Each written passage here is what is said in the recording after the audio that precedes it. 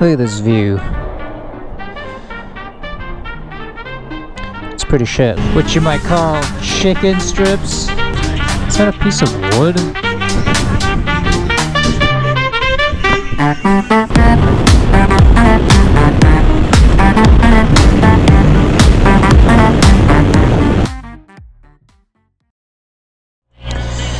Hey, let's go. 4,444 miles.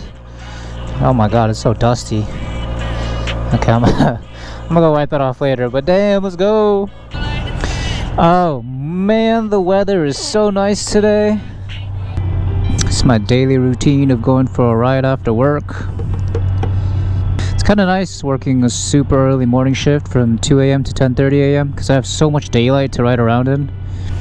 If I worked a normal 9 to 5, or maybe I have like 2 hours tops with all the rush hour too. Can't complain, man, can't complain.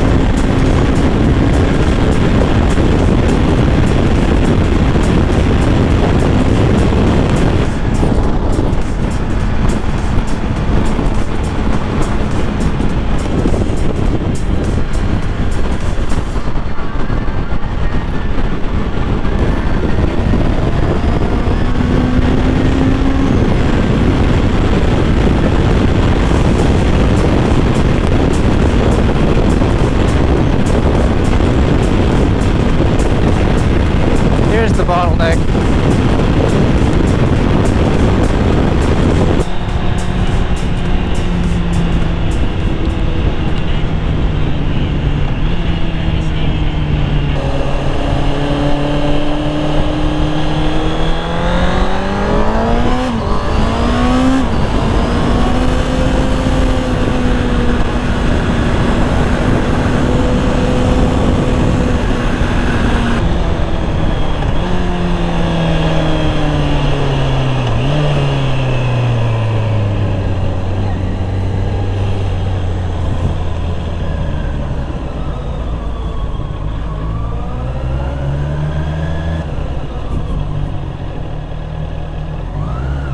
Thank you.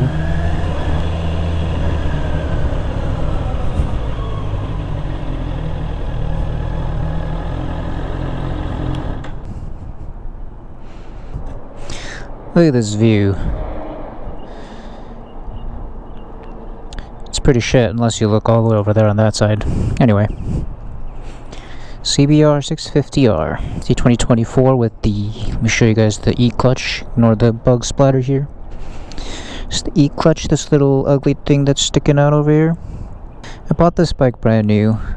Pretty much sold my soul at the dealership. Do I regret it? No, because this is my second bike that I plan to keep forever. So, you know, I feel like it's worth putting in the money for a brand new bike. I also kind of got burned when I bought my first bike used, the Ninja 400. The guy didn't tell me about the bent wheel frame, or the rim. I'm 5'8", although that's really not as important as the inseam measurement, which I think I have about 30 to 31 inches. And I can barely not put my heel on the ground on both sides, although I can comfortably balance the bike between, or you know, inside my crotch. But you know, there are some limitations as to like reversing or stopping on a slanted surface or whatnot.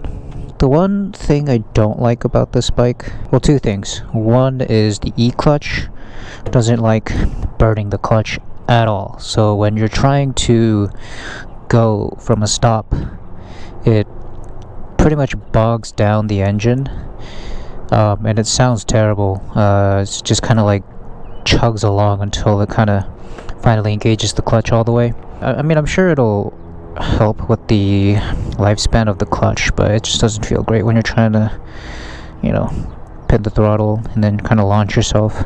Not as much trouble as the second issue is a lot of the times, because this has the E-clutch, it has a quick shift up and auto blipper down. But a lot of the times it keeps getting confused between first and second, or not confused, but it kind of gets lost in the middle somewhere. It's not even neutral. I know neutral's in there, but it doesn't even go to neutral. The gear indicator just shows a blank box. And then once you come to a stop, it either chooses 1 or 2. Or it just stays blank until I jam the fucking shifter down to the ground. And then it engages to 1. But sometimes it's a little sketchy, but it's okay because the E-clutch prevents it from stalling out completely. So I don't ever have to hold that in when I come to a stop. The only time I do hold that in is when I'm doing slow speed maneuvers and I kind of want to like barely engage the clutch. But otherwise it gets really twitchy because of the E-clutch. You know, it's tame enough for you to not get into too much trouble. Or, I mean, you can get into a lot of trouble, but it won't get you there too fast. I have this mental block of not being able to go past, like, the 120s, because I don't want to lose my license and I don't want to die. But it gets up there pretty quick to 120. So, it is in no way a slow bike. I think it pushes out about 95 horsepower. It is an inline 4, so the power delivery is pretty smooth. Any mature rider will be able to tell you is plenty for casual street riding. I don't really know where I'm going. I'm just going. Yeah, we'll see where we end up today. Oh, get that Audi. Oh, it's police. What are they doing here? They're doing like some sort of story here. I wonder what happened. I'm curious, but I don't care that much, so I'm not gonna stick around. Quick shift up and auto blipper down is, I would say, pretty smooth. If you time it correctly, and if you it's like any other bike, you gotta get to know the timing, you gotta get used to the bike. You gotta know when to shift, when to blip down. But yeah, once you have that down, it is buttery smooth. Oh, this Tesla's going a little too slow for me.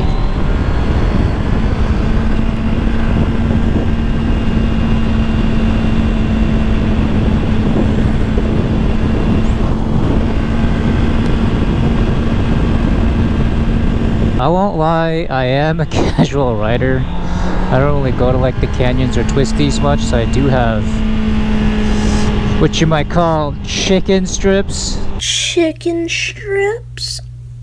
Not everybody needs to be a fucking professional rider, you know what I mean? I don't have to. I don't want to crash my bike. I watch a lot of videos online of motorcycle crashes so I could learn a bit of what I shouldn't do. And a lot of the crashes always happen in the twisties or in group rides. So what does that say? Maybe I shouldn't go to the twisties as much, or maybe I shouldn't go to the twisties with an ego, and I should not attend those massive takeover group rides that are unorganized. I'll try to show you guys what I mean by the E-clutch bogs down the engine. I don't know if you guys heard that. It's like a rumbling noise. But when you actually feel the bike, it feels like it's kind of struggling to chug along, you know what I mean?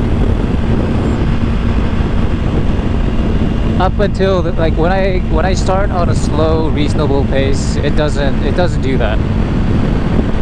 So I'm guessing it's just the E-clutch making sure that I don't burn the shit out of my clutch.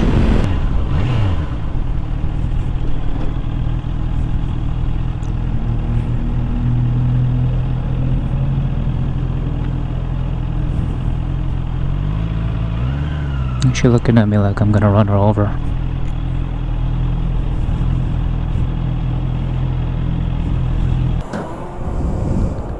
Jesus Christ. Spitting out gas, dude. What the fuck?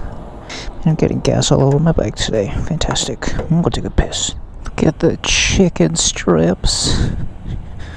The chicken strips.